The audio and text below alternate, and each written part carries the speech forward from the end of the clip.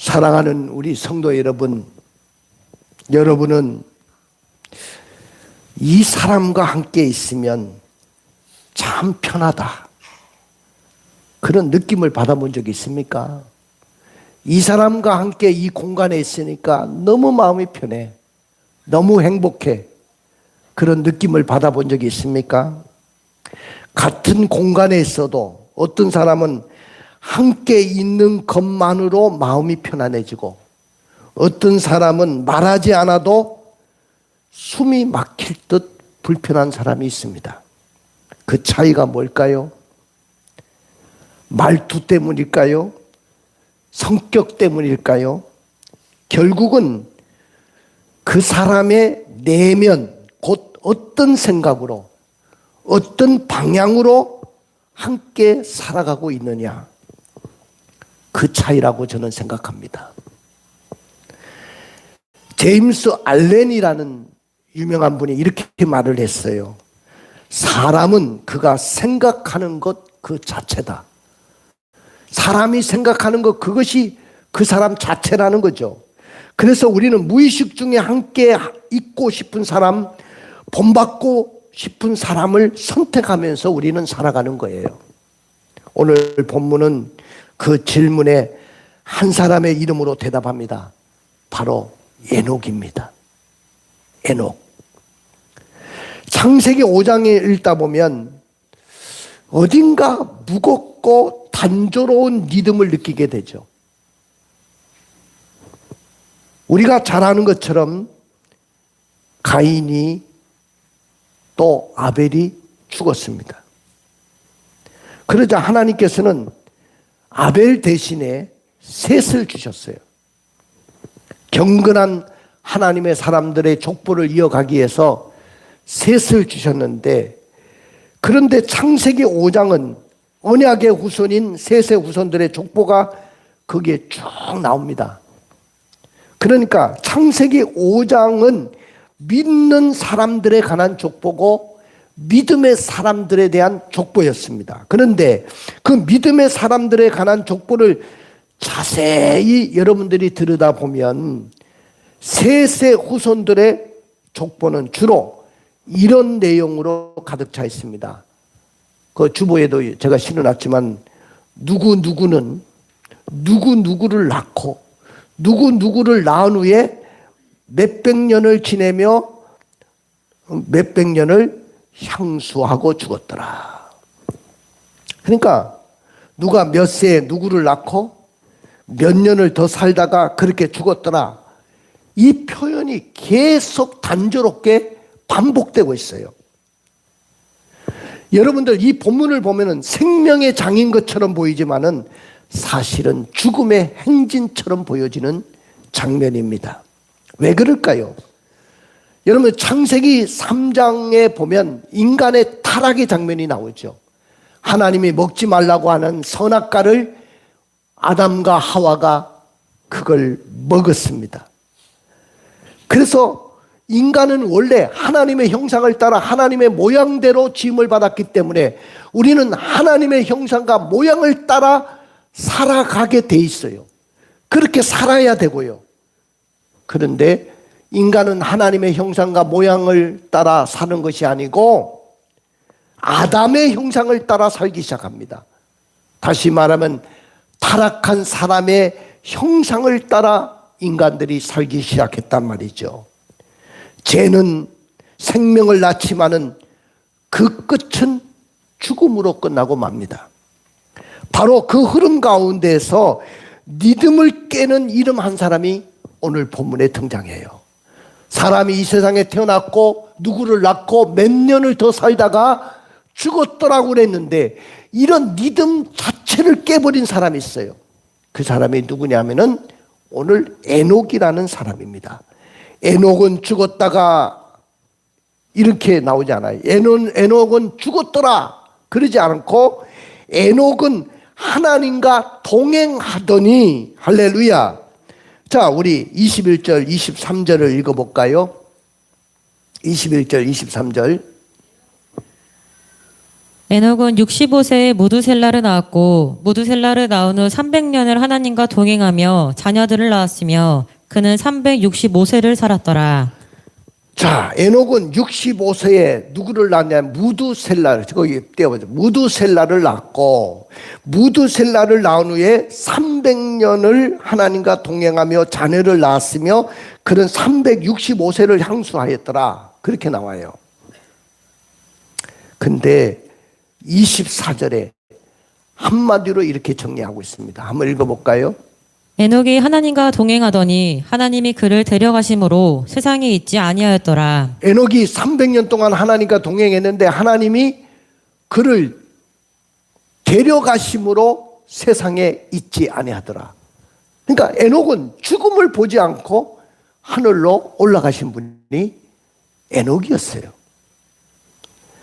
여러분들, 사랑하는 성도 여러분, 셋의 후손들의 족보를 보니까 동행하는 삶과 지내며의 삶, 이 두 가지로 분류가 돼요.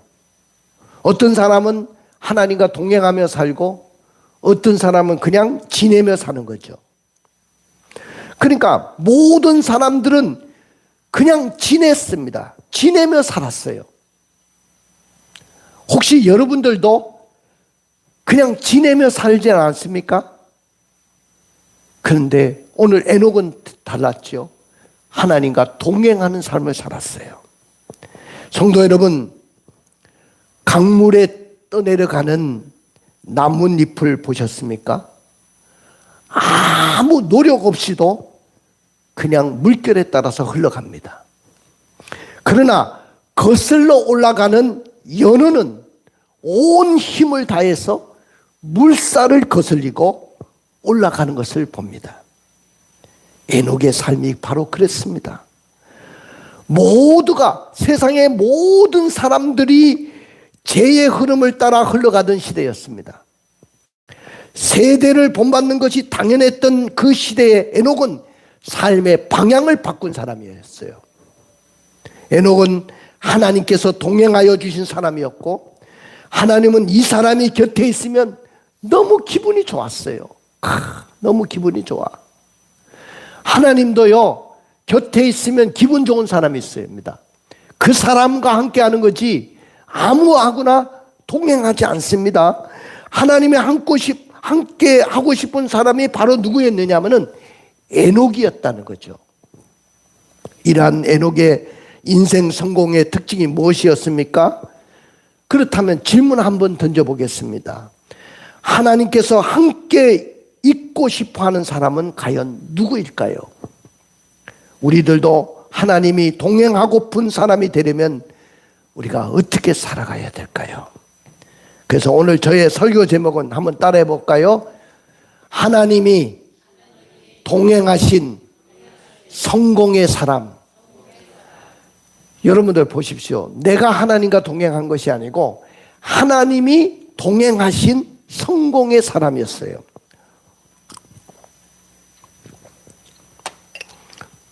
나는 오늘 여러분들이 하나님이 여러분들과 친히 동행하는 성공의 사람들이 다 되기를 주님의 이름으로 축복합니다. 성공 인생은 다른 것이 아니에요.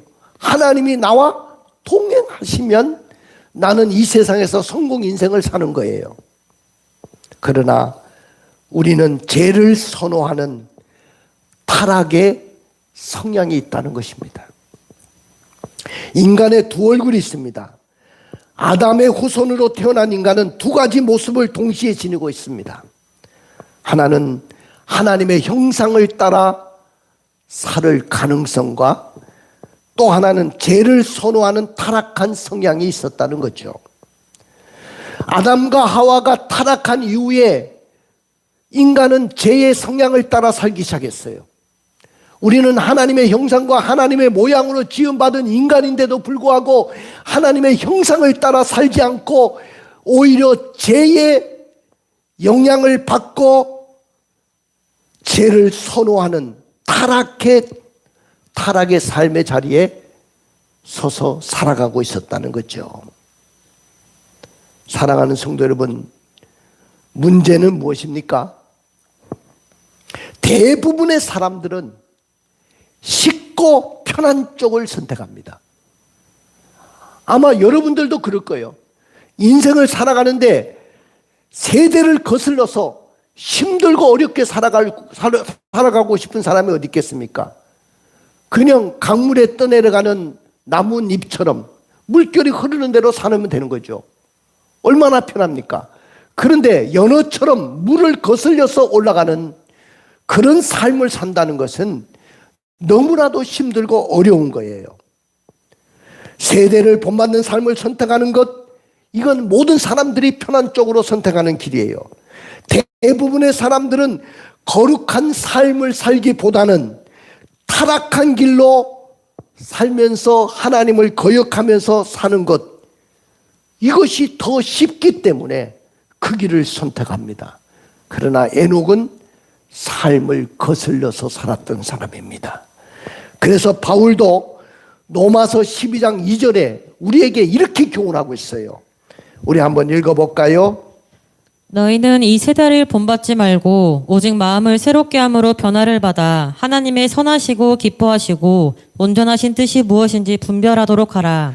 여러분들 보십시오. 우리가 이 세대를 본받아야 돼요. 아무리 그 삶이 쉽고 편한 쪽이라 할지라도 우리는 이 세대를 본받지 말고 오직 마음을 새롭게 함으로 변화를 받아 하나님의 선하시고 기뻐하시고 온전한 뜻이 무엇인지 분별하면서 살아야 될 줄로 믿습니다. 에녹이 살던 시대 역시 거룩함보다 타락한 삶이 더 자연스러운 시대였어요. 하나님, 우리는 하나님의 형상으로 지음받은 인간이지만은 우리가 살고 있는 이 시대는 거룩함보다 타락이 더욱 자연스럽습니다. 이러면서 자신들의 타락한 성향을 합리화하면서 살고 있습니다. 그럼에도 불구하고 하나님의 해결책은 뭡니까? 동행입니다. 따라 봅시다. 동행. 하나님의 해결책은 동행입니다. 그런데 누구와 함께 동행하느냐는 거죠. 하나님께서 가장 편한 사람, 한 공간에 있어도 너무 마음이 편한 사람, 함께 있고 싶은 사람, 그 사람을 선택하고 그 사람과 동행하는 거죠. 하나님은 동행하시는 하나님이십니다. 에녹은 타락한 시대 속에서 살면서도 어떻게 살았습니까? 첫째로는 무두셀라를 낳은 후에 300년 동안 하나님과 동행했어요. 따라해 봅시다. 무두셀라를 낳은 후에 몇 년 동안? 300년을 하나님과 동행했어요. 에녹은 이 세상에 위대한 업적을 남기고 간 사람도 아니에요. 에녹은 전쟁을 승리로 이끈 영웅도 아니었어요. 대단한 왕도 아닙니다. 그러나 성경은 그 인생을 단 한 문장으로 요약을 했습니다. 읽어볼까요? 창세기 5장 24절입니다. 에녹이 하나님과 동행하더니 하나님이 그를 데려가심으로 세상에 있지 아니하였더라. 에녹의 인생을 한 문장으로 표현했어요. 에녹이 하나님과 동행하더니 하나님이 그를 데려가심으로 세상에 있지 아니하였더라. 성경에 보니까 에녹에게도 하나님과 동행하지 않고 그냥 인생을 그냥 지내며 살았던, 그럭저럭 살았던 세월이 그에게도 있었습니다. 그러면 에녹이 처음부터 하나님과 동행하는 삶을 산 것이 아니라는 거죠. 성경에 보니까 그냥 하나님과 동행하지 않고 그럭저럭 살았던 세월이 있었는데, 그냥 이 세대 사람들처럼 그렇게 쉽게 인생을 살면서 타락한 성향을 가지고 살았던 세월이 있었는데, 오늘 이 에녹에게 삶의 전환점 하나가 찾아왔습니다. 그 삶의 전환점이 뭔지를 제가 성경에서 말씀을 드리려고 합니다. 21절부터 23절을 읽어봅시다.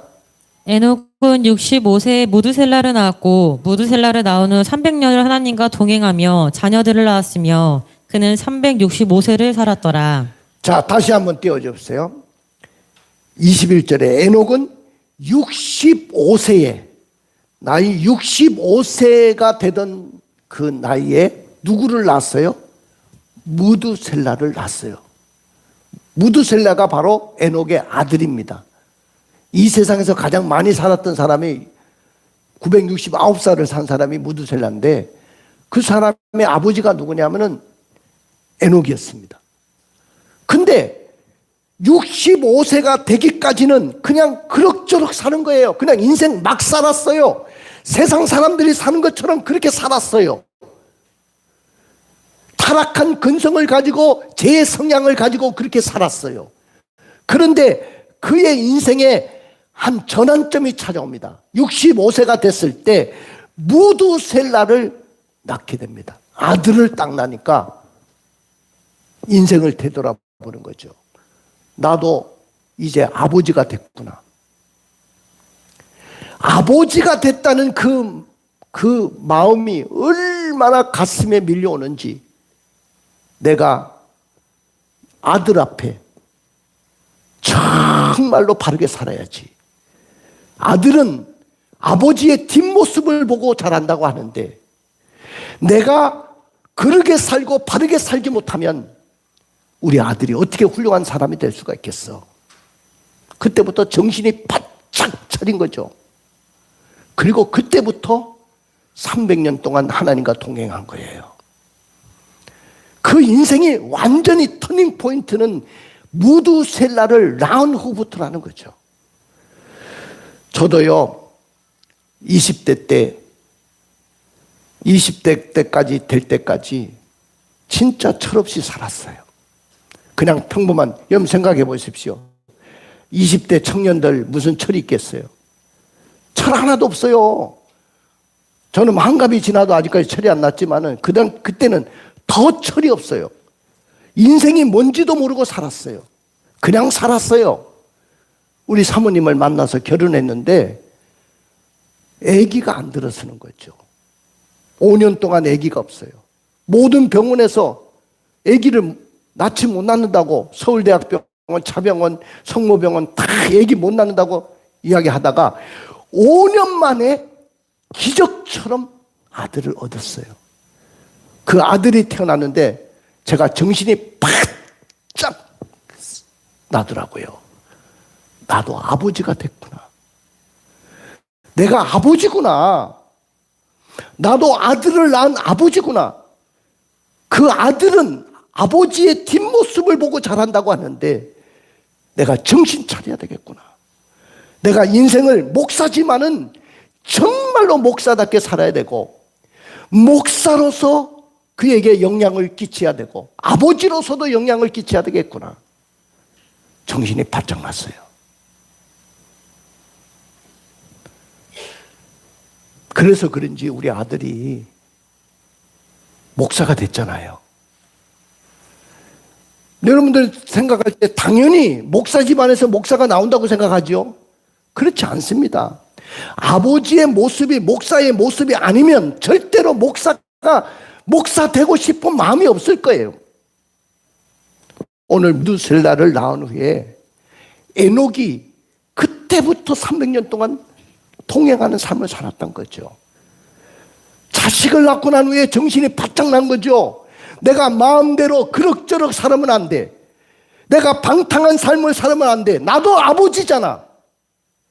아버지로서, 부모로서 내가 어떻게 살아야 되는지를 삶을 결정하고, 결국 무두셀라를 낳은 그 기점이 인생의 터닝 포인트가 됐다는 거죠.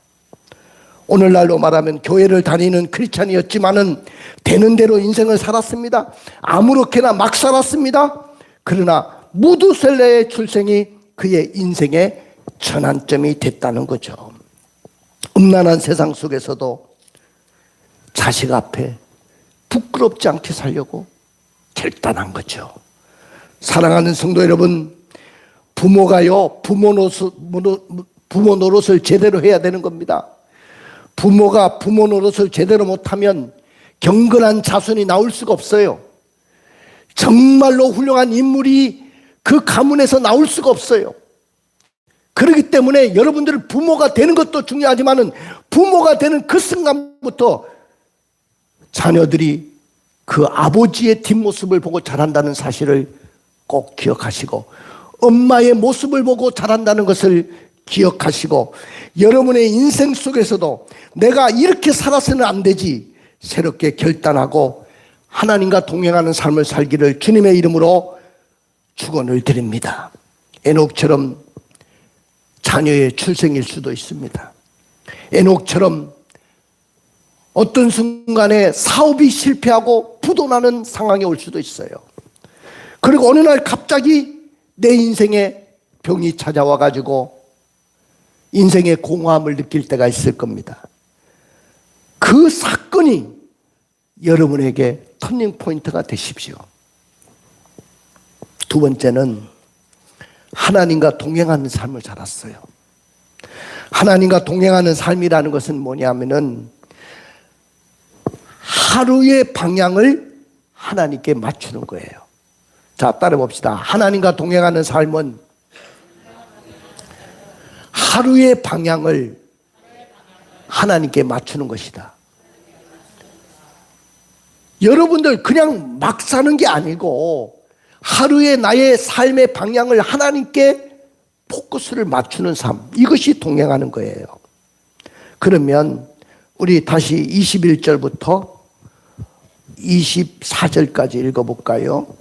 에녹은 65세에 무두셀라를 낳았고 무두셀라를 낳은 후 300년을 하나님과 동행하며 자녀들을 낳았으며 그는 365세를 살았더라. 에녹이 하나님과 동행하더니 하나님이 그를 데려가심으로 세상에 있지 아니하였더라.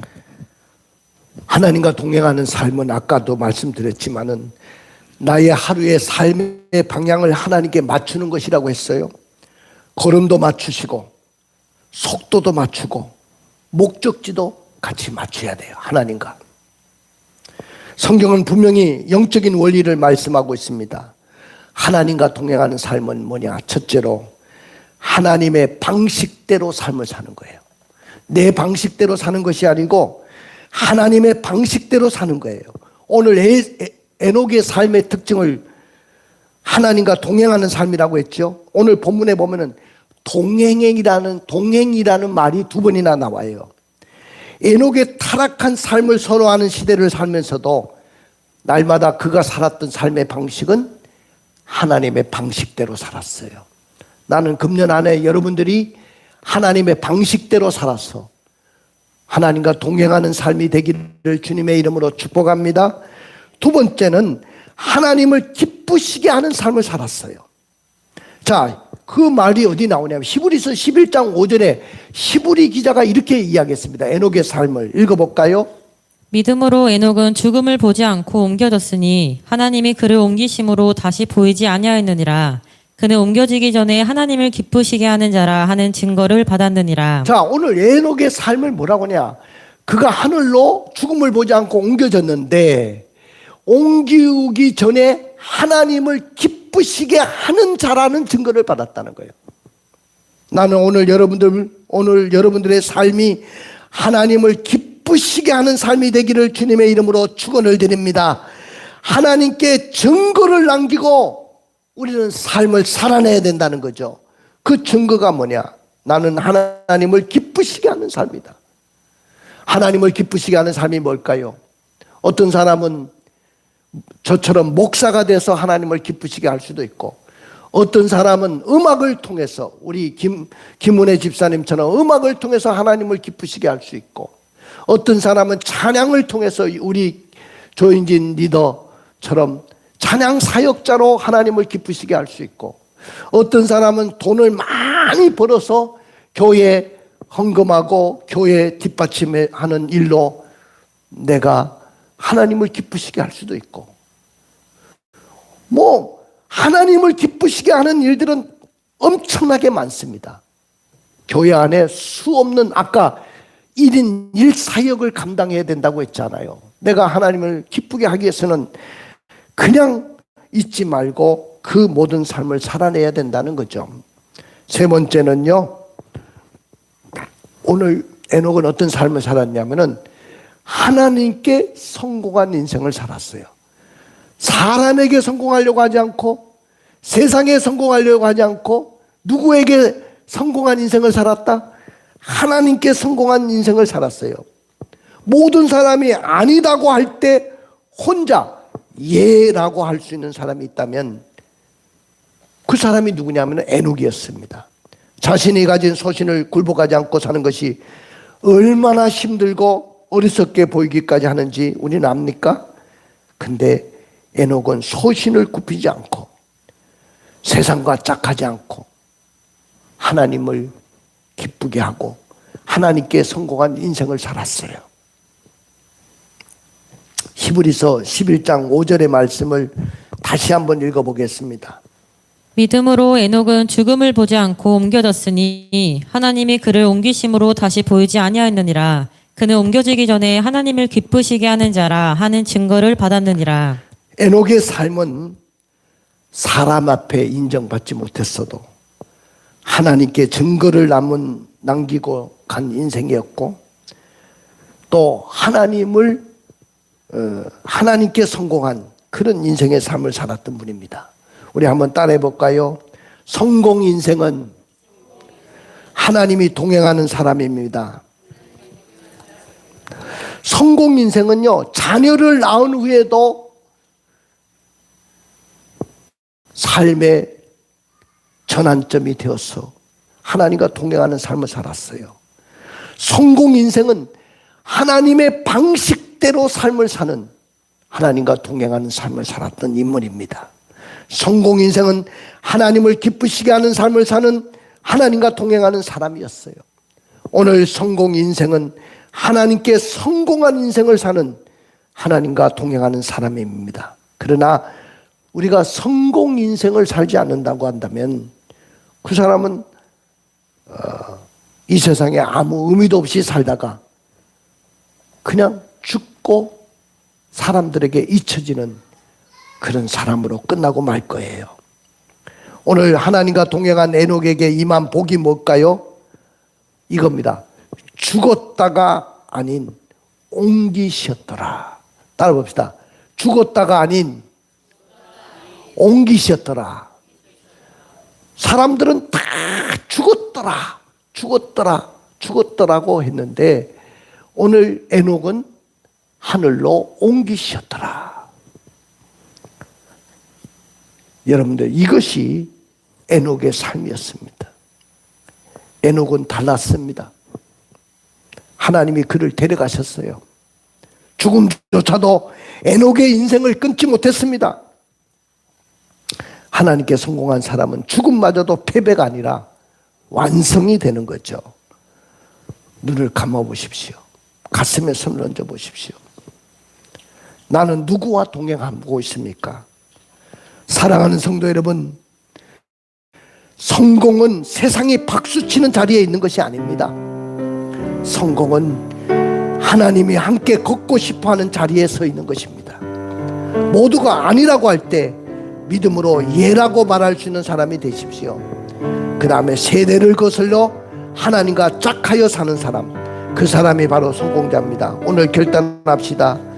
하나님, 오늘도 저와 동행하여 주십시오. 아니, 하나님, 오늘도 제가 주님과 동행하겠습니다. 이렇게 결단할 수 있기를 주님의 이름으로 축복합니다. 할렐루야.